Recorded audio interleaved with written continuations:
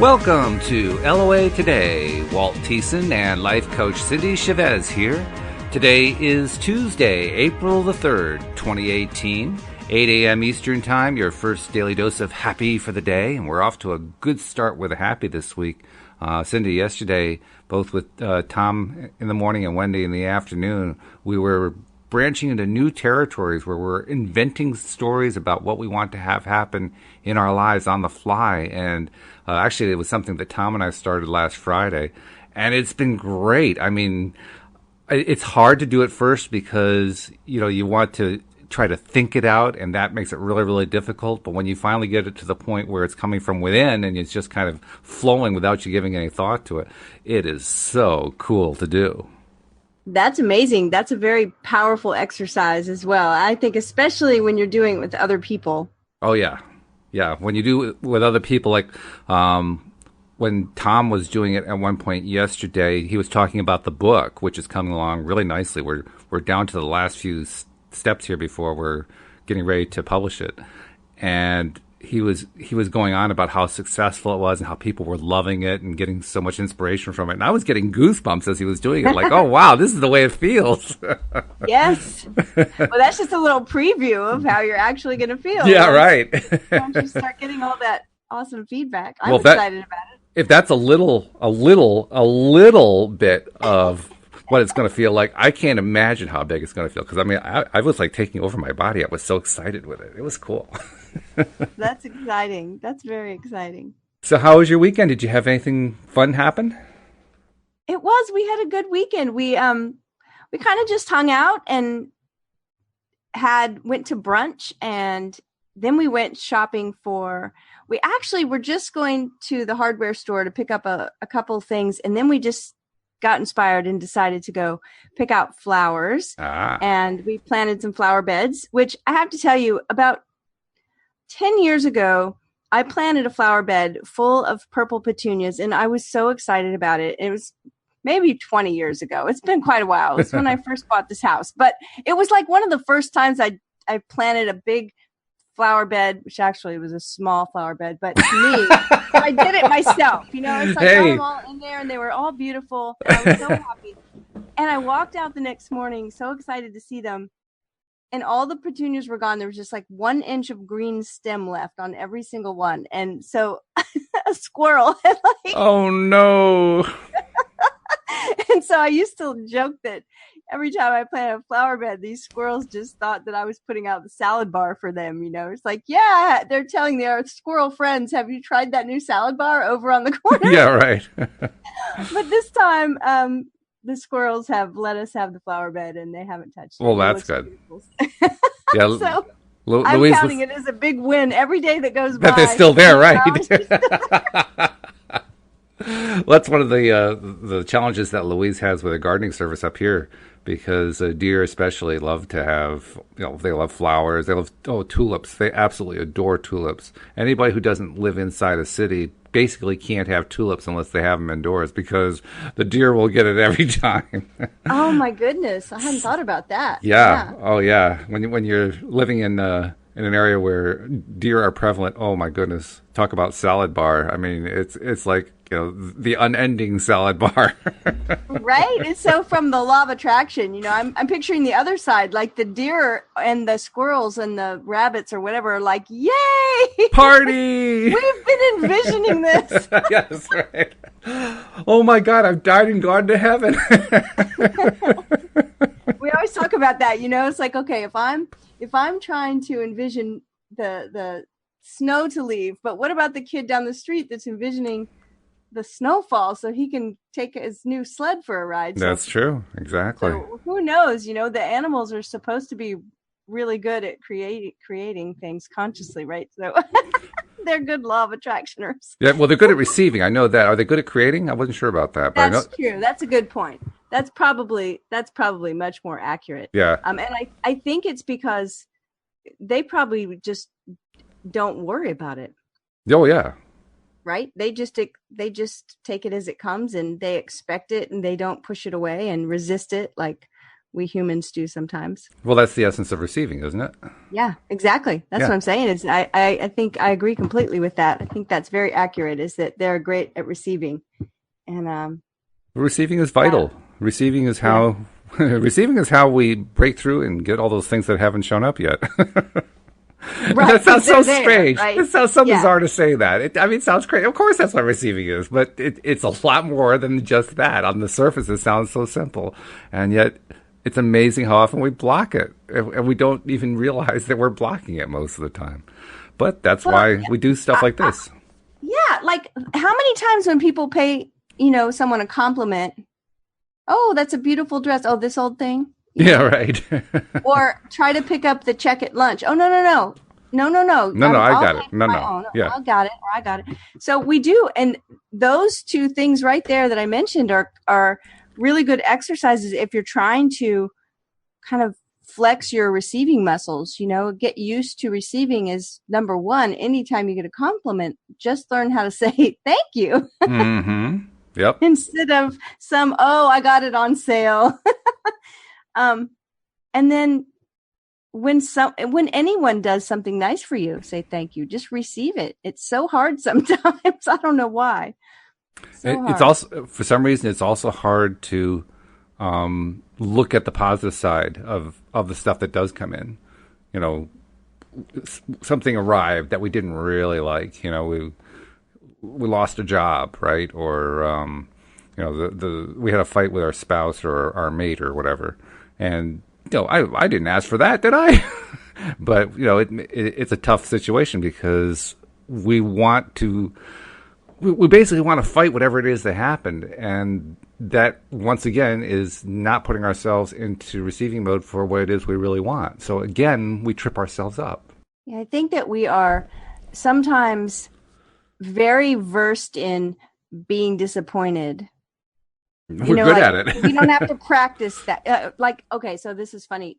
We go to brunch. We have a favorite restaurant that we go to on the weekends.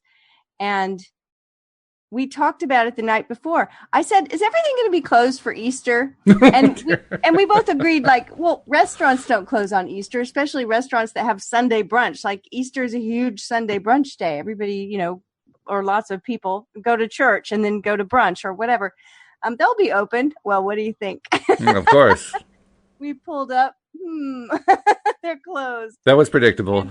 It would be so easy to be disappointed about little things like that, let alone like you're talking about, like having an argument with a spouse or something like that, which can really feel disappointing. And yet, some of those times lead to really great experiences. Even an argument, sometimes it can lead to a conversation that works out better understanding. So we don't necessarily want to have to take that route to get there. No. But sometimes things happen that we didn't plan. Fortunately, understand how to navigate things. Fortunately, there is always that silver lining. It's the hard part. The challenge is learning to spot it, is learning to take advantage of it, but also to see it and notice it and say, you know what, that really is a good thing, and I should put my attention there, because that negative side, we're just like attracted to it like magnets. It's just amazing. We're so easily drawn to it, and then of course, because of the law of attraction, we get more of it. Because we must love that part. Yeah, that's why I think this pivoting exercise has been so crucial. You know, because it's not just. Remember the story about Esther going to the hotel, and they would constantly and every time they would go, the hotel would not be prepared for them, and she finally started writing the positive aspects. And one of the things it said that she didn't say was that, they're always prepared for us, because that part wasn't true.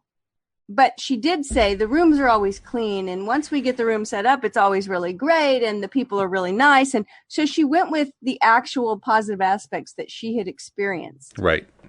And sometimes when you're not really used to doing that, it's difficult at first to try to even find the positive aspects, but they're there.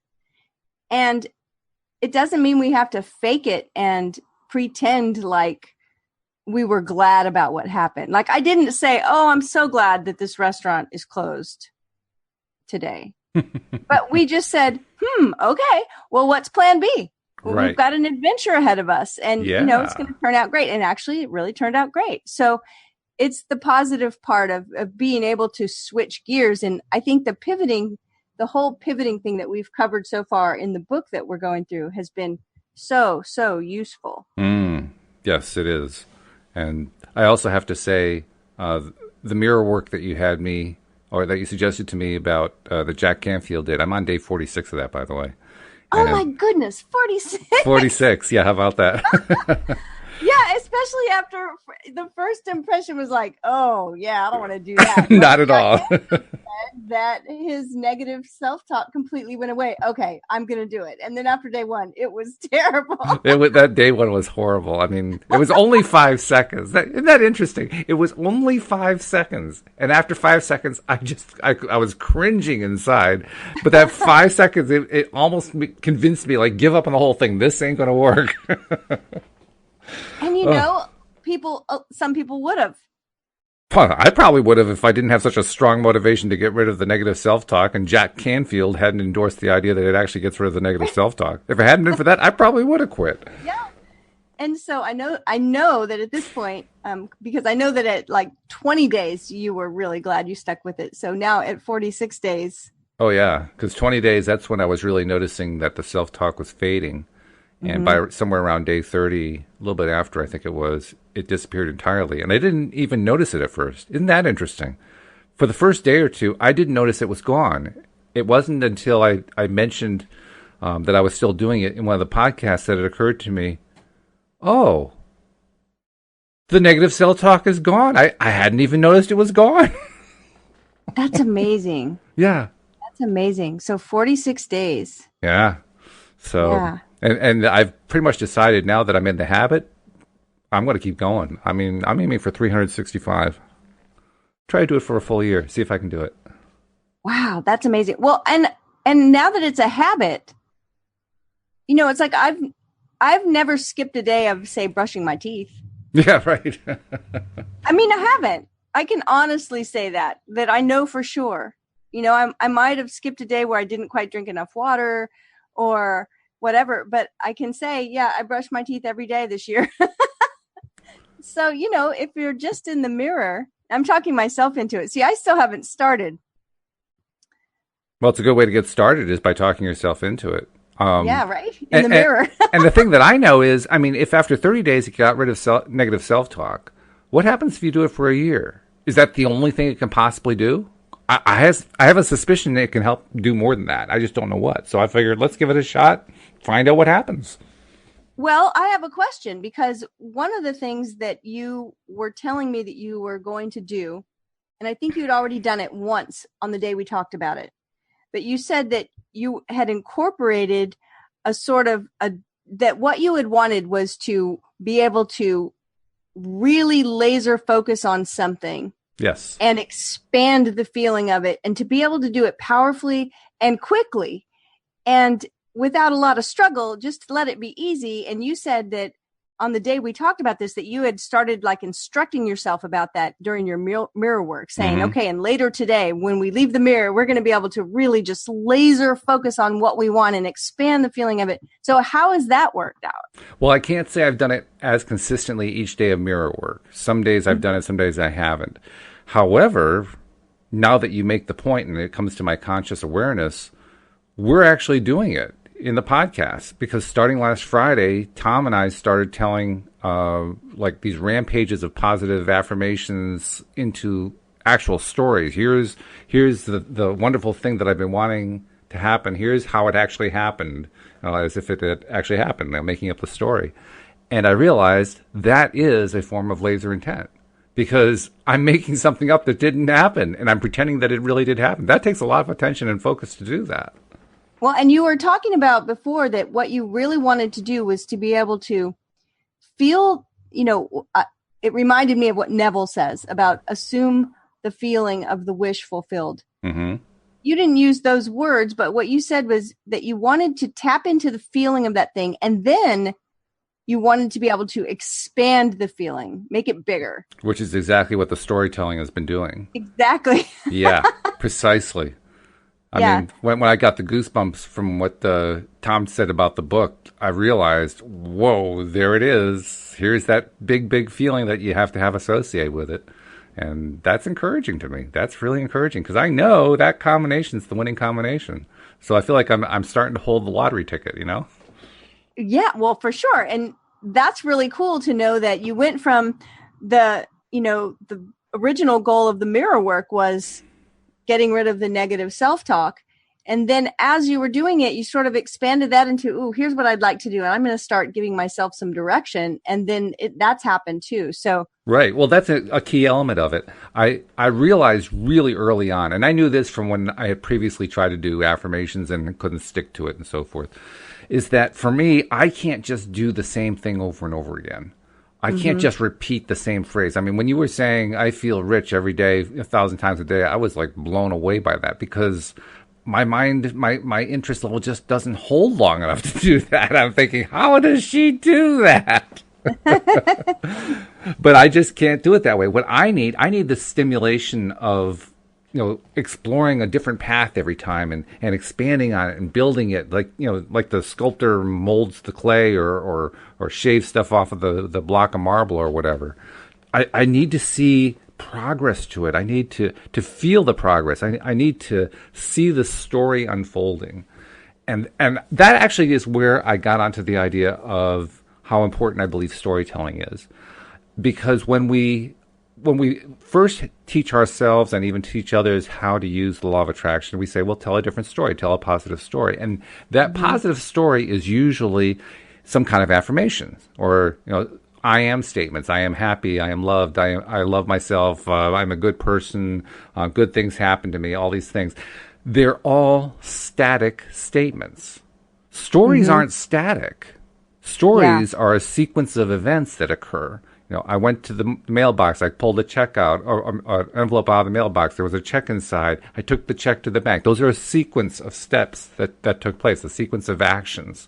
And I know that that's important because those are the kinds of stories that we love to listen to and we love to watch in movies and that we love to read about in books. That's what keeps us, attuned to the page or watching that screen endlessly because we want to see what happens next. Yeah, there's definitely an energy that builds as with the movement of a story that's not there in sometimes, like you said, a static type of statement. That's for sure. Yeah. I mean, you have to start somewhere when you're first trying to learn how to tell your own positive story. So static statements are great for that because they're easy. You don't have to do a whole lot of inventing for those. But at some point, I think you get to the point where you need to expand it. You need to grow it in order to keep doing it. Otherwise, you lose interest. At least I do anyway. And we always want to expand things. That's like the nature of us as human beings. Well, it's the nature of nature, right? Nature expands. Things grow and change. And so I think that that's what is exciting about it for us is that when we start telling a story, we actually are creating, just in the act of telling the story, we're creating the story. And we begin to add details and things that come into our mind that add to it, give it color, give it feeling, give it emotion, and it starts to really build up that way. Yep. And it also brings us back the next day to keep doing it even more. Because that's what we want, right? We want the habit. Well, a habit is based on a series of things that you do over and over again. And you keep doing them over and over again because you believe it's going to be good for you to do it. And a belief is something that you repeat over and over again. I sense a pattern here. So, well, then that's the whole thing. You're right about that, is that we want to create habits and patterns that serve us well. That's right. Yeah. And it's funny, you're talking about, these rampages of positive stories about what you want to happen. And we've been working our way through the book Money and the Law of Attraction, and we are on a page in the paperback version anyway, 56. But the section here is, what if I played the what if game? Yeah. Which sort of reminds me of what we're talking about, I think, once we get into it. I believe so. Before we get into it, I just wanted to take a moment to do a little quick commercial announcement to remind people that it's Tuesday. And if you are interested in participating in the show that Tom and I are going to do tonight at 9 Eastern time, we would love to have your participation. That's why we set up the Tuesday night show, so that people who can't normally call us during either the morning or the afternoon podcast can call the evening podcast. And we're hoping that people will do just that. They'll join us this evening. It's also your opportunity. I mean, maybe you've been practicing the same kind of storytelling we have, or maybe you have your own story, your own version, your own approach to telling a story that you'd like to share. Or even you just want to tell about a win in your life, or you just want to say hello. But just want to remind people, please, join us tonight. And these shows also show up on PRN, on the PRN network. This particular podcast that we're doing right now will be playing tonight. Actually, in the very same time frame that we do the live show. So if you're listening on PRN and you want to talk to us live, just switch over to us at the homepage, loatoday.net. You'll find the player there, and you'll also find the Zoom platform so you can connect in. So we'd love to hear from you. Awesome. I am envisioning lots of positive rampages going on. Yeah, it's going to be fun. It's going to be great. It really is. It really is a fun exercise. I think we were talking about this before the show, but I was in a class where we did this. We had to we knew each other from the class, but not for long. We had just sort of met, and suddenly we were put in an exercise where we had to pretend we were at a cocktail party a year from that date, or maybe it was 5 years. I mean, it was in the future, and meet all these people again and tell them what had been going on in our life since we'd seen them laugh. Of course, with making stories up about things we wanted to feel. And boy, the energy in the room, woo, it was pretty powerful. It's fun when you do it with somebody else too. Like you were saying previously, it's so much more fun when you have someone else to do it with. Well, when you said that Tom had started talking about the book that you've been editing, right? Exactly. Your book. And I know it's our book too, but it's your baby. And when he started talking about it to you, you said you got goosebumps. Yep. Yeah, and I remember someone talking to me who didn't know me at all, and we were, how have you been since I've seen you a year ago? Oh, and then they started adding things, but about me. They said, so did you ever buy the condo in Hawaii that you were talking about? And it was so funny. I was like, yeah, I did do that. It was a lot of fun, and it definitely amped up the energy.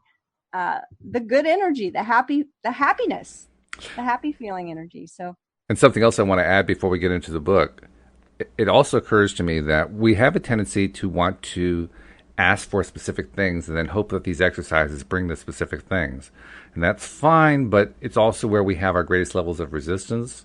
So what I've been trying to do is, as we've been doing these positive rampages, Tom and I, I've been trying to remind myself my goal is not to specifically attract whatever it is I'm doing my positive rampage on, but rather I'm looking for general happy results where I feel better, where my life is more satisfying and so forth. And then that way I just kind of release to the universe and let the universe deliver what it's in the best position to deliver at any given instant in time, and for me to not be resisting whatever it is because I happen to have some sort of crazy resistance in the way. Well, if I'm not expecting anything particular, the resistance is drastically reduced. That's such a good point. And I think it can't be said enough, because that's one of the things that, occasionally I have somebody contact me for coaching and they say, they'll tell me the specific, and sometimes it's very specific thing that they've been trying to, attract or create, and all the things they've done, and that it's just not happening. And I can see that they're just so tightly bound to that one, that outcome. Yeah, exactly. And the thing is that there could be great outcomes just lining up at the door, and you don't even see them because you're so focused on that other thing. And so I like your reminder to yourself that, no, I'm really just doing this exercise to get these good feelings flowing. Yeah, because life is about being enjoyed. That's one thing Louise and I talked about a lot last night. Ultimately, we come here for one purpose, into this life, into this real world, so-called physical existence. And that is to enjoy it, to love it, to have fun with it, to feel good with it, to just enjoy it. Well, why not start now? Yeah, agree. Awesome. Well, let's jump in. Are you ready? Yeah, I'm ready. Let's go. What if I played the what if game? Okay. As we encourage that you do your best to find positive aspects upon whatever subject is before you, there are often those who would ask, but what about the man who's just lost his job and has a wife and 5 children, and his rent is due in 2 days, and he doesn't have the money to pay it? Or what about the woman who has the Gestapo army at her door about to take her to be killed in a gas chamber? How could those people pivot? Oof. Oh, I know, right? Oh, I was on a high a few minutes ago. Oh. Holy and to those cow. extreme questions. Whoa. And those are, that was the word that came into my head. I was like, that's extreme. And to those extreme questions, we often reply, it is as if you have just jumped out of an airplane at an altitude of 20,000 feet and you have no parachute. And you ask, so now what do I do? Oops. You are usually not faced with such extreme circumstances from which it seems there is no possible comfortable escape. However, these extreme situations, with all of the drama and trauma that they bring, also bring a power that with the right focus can provide resolutions that someone watching from the outside would find astonishing or even miraculous. Yeah. That's interesting because we actually do hear stories of what we would call miracles for situations just like that, right? And I love what came right before it. You are usually not faced with such extreme circumstances from which it seems there is no possible comfortable escape. We have to remember that. We human beings have a tendency to create extreme scenarios in our mind. One of them is the kind that they described earlier, like losing the job and the rent is due, or even worse, some dictator sends an army to kill you. Well, first of all, that isn't likely to happen today. It probably isn't likely to happen tomorrow either. Not for most people around the world. There are going to be a few people who are living in areas where that does happen. But guess what? The rest of us don't have to focus on that as part of our daily lives. So why set ourselves up that way? And I would also remind people that there were a lot of people, this doesn't get the attention that the Holocaust gets, but there were a lot of people who escaped Nazi Germany, Nazi Austria, all the different places that the Nazis took over and left. Then some of them went to the United States, some went to other parts of Europe, some went to different continents entirely. People did get out. There were people who did that. They saw what was coming, and they said, you know what, I don't want to be around for those extreme circumstances. So they took notice, and they took action on it. Why is it that we always ignore that part? We focus on how terrible it is that, and it is terrible, don't get me wrong, but how terrible it is that a horrible thing happened. Yes, it's terrible, but it doesn't happen every day, and you usually have lots of warning. Well, there's the famous story in the Bible of Job, right, who lost everything that could go wrong, did go wrong. Right. And Job said, the thing that I feared the most has come to pass. And I'm not here to just, argue with the Bible, but what I often have said to people is that actually, why that story stands out? Because most of the time the thing we fear the most never comes to pass. Isn't that interesting? I mean, it takes a lot for a real fear to come to pass in a big way. I mean, a whole lot of events have to happen before that actually occurs. That's why we say fear is an acronym that stands for false evidence appearing real. Because the first 4,000 times you have it, it's exactly that. Right. That's right. And that's why it's so important to be able to pivot, because these things can come to pass if that's what we're focusing on. Yeah. But you're right, because that does seem like a question that, and even Esther or Abraham, Jerry, saying right here, this is what people say to us. So what about the man that just lost his job and his rent's due and he has 5 children? Or what about the people in the Holocaust? And they said the same thing. Mm-hmm. Yeah. Most of you aren't going to deal with that. Okay, so in other words, there is no situation. And by the way, I want to take that a step further. Not only will most of you not have to deal with that, you can choose to never have to deal with it by simply changing your thought process now. Well, and changing it now. Yeah, changing it right now. Starting it right now, today, right now. Don't put it off. Yeah, you've been putting it off for a few weeks, a few months, a few years. Don't put it off anymore. Start changing it now. Yeah, when you said don't put it off, I immediately took that to heart about the mirror work. Oh, there you go. And I said, okay, I hear you, universe. Yeah, that's not exactly the way I intended to pass that message along, but if that works, then great, it works. I know, sometimes we hear something and our inner guidance says, this is how you should take that. So that's how I took it. Okay. So I'm going to, I'm getting more and more motivated. Well, then I'm going to ask you tomorrow if you did your mirror work. Oh, okay. Hey, this is something. I mean, not everybody has a podcast. That's true. But everybody has, community of some kind, family, right. A friend, whatever.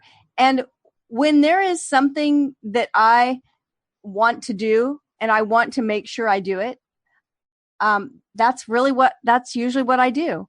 I'll write about it. I'll publish it somewhere. I'll tell someone. I'll say it on the podcast. Mm-hmm. Right. I mean, it's when I said, I'm going to do, I feel rich, 1,000 affirmations a day. I said it because I knew once I announce it, like I'm going to do it. So, all right. By the way, that's a great reason, by the way, for somebody to call into the podcast. You don't have somebody in your life who believes in law of attraction. They all think you're crazy or whatever. Well, we don't think you're crazy. So call in and talk to us. We'll be glad to help with that. Yeah, absolutely. And accountability is a powerful thing. It is. A lot of times I'll think about something a long time before I ever vocalize it or tell somebody. But once I've and it's because I know myself, like I have a pretty strong value around integrity and being a person that does what I say I'm going to do. And so once I've announced it, it's going to happen. Mm-hmm. So, okay. Yeah. Okay. Hold me accountable, Walt. And we always do it with love anyway. So you know that you're not going to be treated like you're some sort of a fool. That's not going to happen. We're going to be supportive. That'd be a great thing. Yeah. I'm happy to do that. All right. In other words, there's no situation from which you cannot find a positive resolution, but you have to be able to focus powerfully in order to accomplish such a solution. Ooh. Yeah, there's my thing about wanting to focus like a laser, right?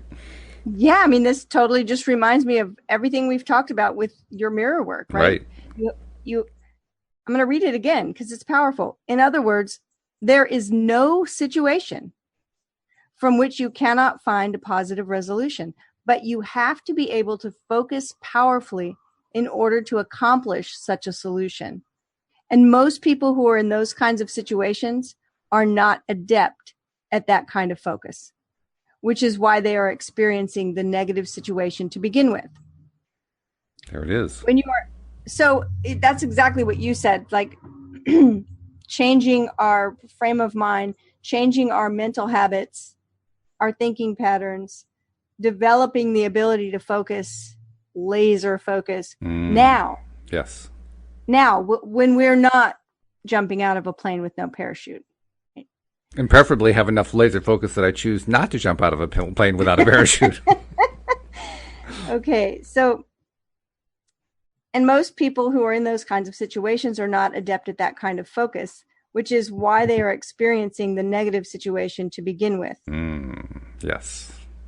When you are involved in extreme situations, a power comes forth from within. And so the intensity of your desire will put you upon a plateau where if you can just get focused, you can have your greater elevation. In other words, those who are very sick are in a better position to be even more well than most others because their desire for wellness is amplified. But unless they are able to pivot, to turn their attention to their desire for wellness, and away from their concern about illness, they cannot become well. And I guess that's the answer to the question of how did the woman pick up the 2,000-pound car off of her child? right? Because that's the famous story, right? Right. The car ran over or was on top of or whatever it was of her child, and she feared for her child's life, and there was nobody there to help her. So somehow she managed to get to gather together the strength and the determination to lift that car off the child, and she did it. That's theoretically impossible, according to what most people would say. I mean, weightlifters would say, "Yeah, that's not going to happen," but it happened. Superhuman strength. Yeah. Yeah. Well, so here's the pivot again. Okay. Right? Unless they're able to pivot to turn their attention to their desire for wellness and away from their concern about illness, they cannot become well. And that is not an easy thing to be able to do. No, that's horribly difficult. It might sound simple. Yeah, it's like, oh, that's easy. Easier said than done. That's easy for you to say. You're feeling good. But when someone's sick, and especially when they're sick with a serious illness, and, you know, they've got all of this information coming their way, right, from people around them, maybe even doctors, saying, yeah, this doesn't look good. It's really hard to turn your focus away. And when you're experiencing the symptoms of whatever the illness is, so you're having pain and suffering, it's difficult to turn your attention to the desire for wellness. That's why this pivot, the whole idea of pivoting, has been so great. That's why it's so important to develop that laser focus now, because once I have it, once I've learned how to do it and I can do it on demand, then if I ever get into a situation like that, and hopefully I won't because I've got my laser focus going, but even if I do, now at least I have a shot. Now at least I have a way to get out. You know, am I guaranteed that I'll be able to turn my mind around and start believing that I'm well again in the midst of severe pain and agony? Maybe not, but at least I've given myself a chance. Before I had no chance. Well, and a much better chance than much if you better. didn't have than if you hadn't developed this. I'm just going to call it a skill. It is. It truly is.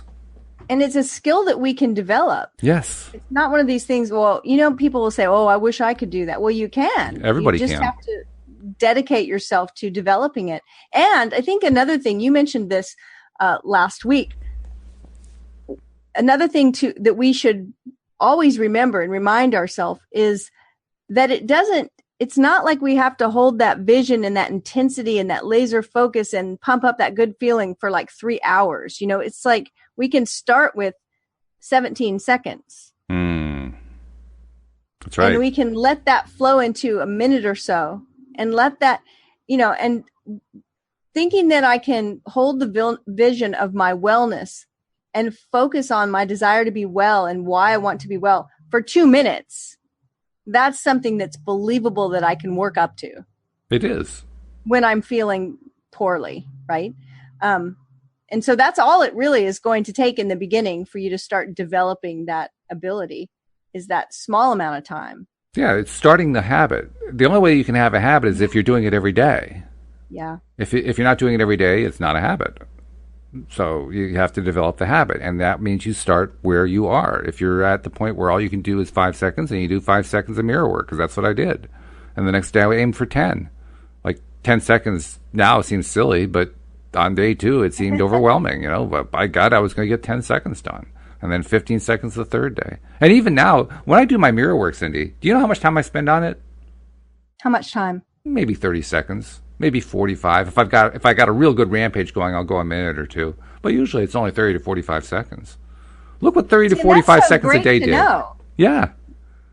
I mean, look what 30 to 45 seconds a day did after 30 days. It wiped out a lifetime of negative self-talk.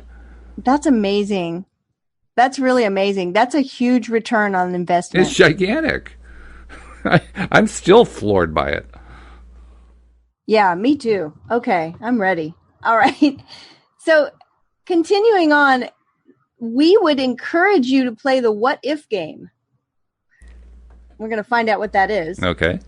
Looking for positive aspects. In other words, rather than looking into your society for examples of disempowered people having no control over the circumstances of their lives, tell a story that gives you a feeling of empowerment. Instead of telling the story of powerless victims and thereby amplifying your own feeling of also being a victim, tell a different story. For example, what if this woman before the Gestapo army came pounding on her door, had recognized the rumblings of the looming Holocaust that were in the community weeks before? What if she had left the community when many of the others had left? What if she had not been afraid of the unknown? Yes. What if she had not held to the familiar? Yes. What if she had made the decision to start a new life in a new country with her sister and her aunt and uncle 2 weeks ago so that she was not at home when the Gestapo came calling? Let me throw another what if in there. What if she had decided that reality is not fixed and immutable? Mm-hmm. Yeah. Because that's what we're really talking about here. We're talking about deciding that reality, that this experience we have around us, that these walls and chairs and doors and people and so forth are all fixed and immutable and can never change and must always be what they are. That when there are evil people in the world, they will always be there and they will always come after you. What if we can change that reality in our minds first, because it's malleable, it's changeable? What if? This is the whole reason why these stories are so important that we've talking about, and the book, and right? Yep. Like the idea that people get inspired when they recognize, I'm making air quotes, but I don't really need to, but when they recognize the miracles, right? Things that seem like magic and miraculous to us are inspiring. They are. I mean, I know you've been inspired reading through all the submissions for the book of stories of things that have happened that are so hard to explain in a logical way because they seem like miracles. And so we know that there were people that didn't leave before the Holocaust happened and experienced miracles. They experienced miraculous escapes. They did? Did everyone? No, they didn't. But they did happen. And those kind of stories give us hope for ourselves when we're in situations that seem dire. And hopefully none of us will ever be in a situation as dire as the Holocaust. Absolutely. But you're absolutely right. And you had mentioned this before we even got to the section about there were people that saw what was coming and got out. They refused to be tied down to what they perceived as a fixed, immutable reality. And that laser focus that we're talking about developing, I can only think that would add to our ability to see ahead. Yes. And to tap into that inner guidance that says, maybe you should go now. And yes, the idea that reality is fixed, because it's not. It's absolutely not. It's, so that's it. It's the most key, most important, I'm reaching for adjectives. It is the thing we most need to learn. That reality is not fixed. That reality changes. It can change from moment to moment. It just depends on our belief and our willingness to say, yes, it does change. And I'll tell you again, I've said this before, I'll tell you again where I found the difference maker that convinced me that reality was not fixed. And that's when I first read about some of the basic stuff that they discovered when they first kind of invented the field of quantum physics. Because one of the things that they were able to observe, partly theoretically, but partly through tests that they did, is that a single subatomic particle, such as an electron or a molecule, or even a nucleus, proton, neutron, whatever, can simultaneously be in two places at once. And yeah, that's one of those things, when you think about that one, what you realize is, if that's really true, and they were able to prove that really is true, then clearly everything we believe about cause and effect is inaccurate. It is impossible to be in two places at once. That's what we've long believed. It is impossible to be in two places at once. And yet, here is a particle that is in two places at once. Well, it reminds me of, you remember the story when we did a podcast one time on Neville Goddard. And we talked about his story and his method of falling asleep. And at the moment of falling asleep, of being in that space of imagining what you wanted. And he talked about wanting to go to Barbados to be with his family. And so every night as he fell asleep, he would Yes, I remember imagine that. that he was there in Barbados. Somewhere I remember him telling a story that at different times in his life when he had done that thing, that people would tell him that they saw him. Oh, wow. Like they had seen him on the street, in this place that he was. And of course, he was still in his bed, but who says he wasn't two places at once, right? But that's impossible. Well, in this paragraph we just read, there's an interesting what if. And it's this. And I realize this is a very heavy, extreme example because we're talking about this woman in the Holocaust. But here's the sentence, because it can apply to any of us. What if she had not been afraid of the unknown? What if she had not held to the familiar? And that's why so many of us stay in the same place, that we maybe a place we don't want to be, in a relationship that's not working, in a job that we don't like, in a city that we don't care for, whatever, is because it's familiar. Yeah. And we're afraid of the unknown. But the truth is, it's all unknown. I don't know what's going to happen in 5 minutes, let alone, tomorrow, right? It's true. Okay, so when you play the what if game, look for things you do want to see.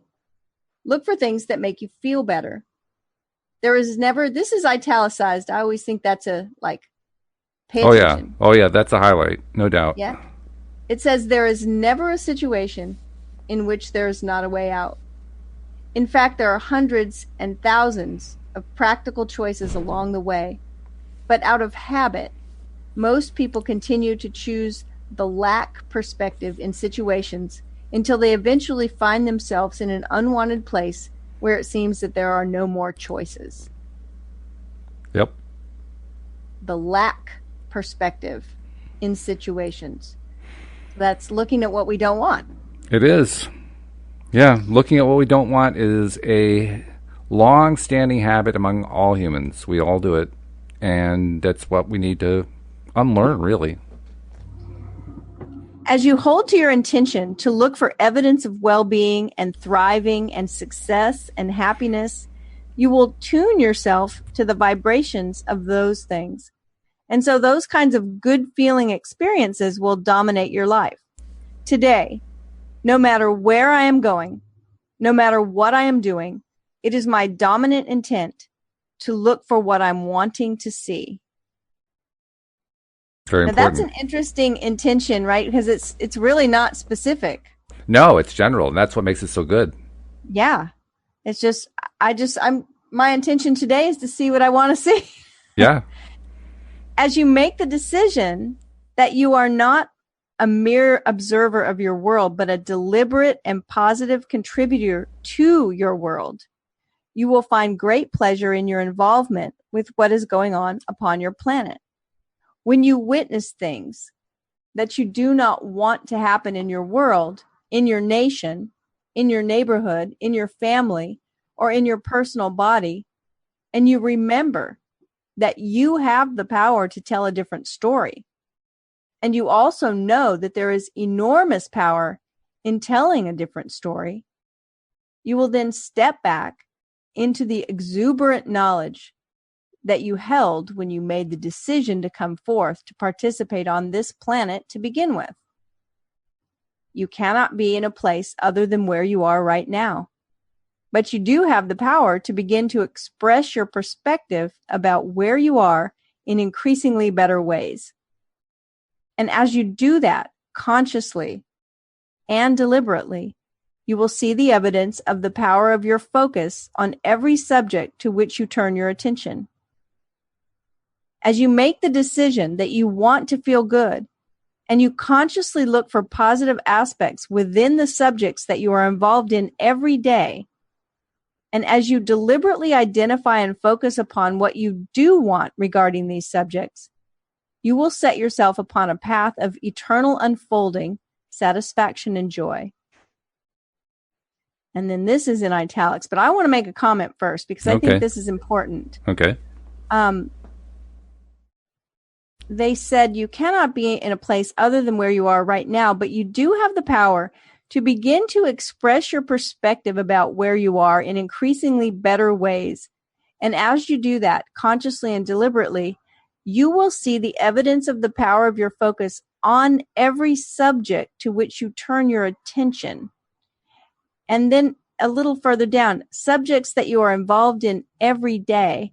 And when I read that, I started thinking about all of the things that go right in my world that I might not consciously even look at a positive aspect of. Mm-hmm. I'm thinking of just the little things that we enjoy every day. We eat a meal, we sit in a chair. I mean, just, when nothing's going wrong, when I don't have contrast. There's an exercise that I've done with people before to relieve stress. And it's look around the room and find a color that you like, something that you appreciate. And so I'm looking at this ginormous rose quartz sitting here on my desk. It's beautiful. And as I look at it and appreciate it, just take a deep breath and then allow myself to appreciate it 10% more, whatever that means. And as I was reading this, I was thinking that if we were to do that with the little things that are going right, I made lunch and I'm enjoying it, and really looking at some positive aspects of it instead of just kind of mindlessly eating it or whatever. I'm just an example, but just the normal things we go through every day. If we would begin to look at the positive aspect of little things. Oh, the toothpaste tastes good. I like the smell of this soap when I'm getting ready, just whatever, and appreciate them just a little bit more. That'll start to train that laser focus of positive aspects. It does. Oh, yes. And in fact, imagine for a moment, or not imagine, but think about what we said earlier is the primary reason to be here, to enjoy life. Well, part of enjoying life is celebrating what happens in life. That means we need to actually take the time to celebrate stuff as it happens. And if we don't, we're basically missing out on the thing that we came here to do, to enjoy life. I think of all of these classes where people make vision boards. And I'm not averse to a vision board. I've made plenty of them in my life. But I often think of the examples that you see. And, they have a yacht on them or, right? They're sort of like the extreme measure. And I'm not saying that those things are impossible. No. People achieve those kind of dreams every day. Sure. So go for, go big. I mean, dream big. I believe in dreaming big. And I also understand the power of appreciating the everyday things and really allowing ourselves to expand, kind of like you're talking about, expand that feeling, let that feeling be bigger. Mm-hmm. Expand that feeling of the everyday things that we're enjoying as a practice, as a mindfulness practice. Absolutely. In fact, that's also the test for whether or not what you're thinking about is too big. Because if what you're thinking about is really, really big and you're feeling good about it and you're feeling excited about it, that's great. Mm-hmm. That's wonderful. If, on the other hand, you're dreaming about something really big and you're feeling not so good about it, a little bit doubtful about it, and not so sure it's going to show up, you're just defeating yourself. So aim for something smaller. That's the whole point of the question of whether or not I should keep focusing on it or let go of it. People ask about that. Some people say I should let go of it. Other people say I should focus on it. Which is it? Well, it depends how you feel about it. If you're feeling good, keep focusing. Enjoy it. Play it up. If you're not feeling good, don't do that anymore. It's like, doctor, my arm hurts whenever I do that. Well, don't do that. Yeah, that's a really good point. If it's feeling good, go for it. Yeah. Yeah. Okay, so this is the very last paragraph of section 1. We made it. Yeah, how about that? Well, almost. I haven't read it yet. Last paragraph. And it's in italics. So it says, let me get a sip of water here. That's all right. Take your time. So it says, these processes are simple to understand and to apply, but do not let their simplicity cause you to underestimate their power. Consistently apply them and show yourself the leverage of the power of aligned thought. Discover the power of the energy that creates worlds the power that you have always had ready access to, but which you now understand how to apply, and focus it toward your own personal creations. Yep, that's what it's all about. As we were talking about this section on what if, it occurred to me, this is exactly what Wendy was talking about in yesterday afternoon's podcast, but she used a different way of doing the same thing. Her phrase is, I wonder. I wonder what would happen if. I wonder what would happen if I did this. And that's what if. Ah, got it. I really like the I wonder. Yeah. Because it adds an element of curiosity. To me, anyway. Yeah, it takes it to the next level, sort of. Right. Instead of just what if, I wonder. There's, the sound that Yoda makes? Hmm? Oh, yeah, that's right. Well, I heard someone speaking on this one time, and what was said was that sound, when you make that sound, which to me, if you had to give that sound words, it would be, I wonder. It's like, Okay. When you make that sound, it fires a part of your brain that cannot also fire worry and fear. True. So curiosity can't happen along with worry. It's one or the other. And so anytime we're worried about something, that I wonder or that curious sound,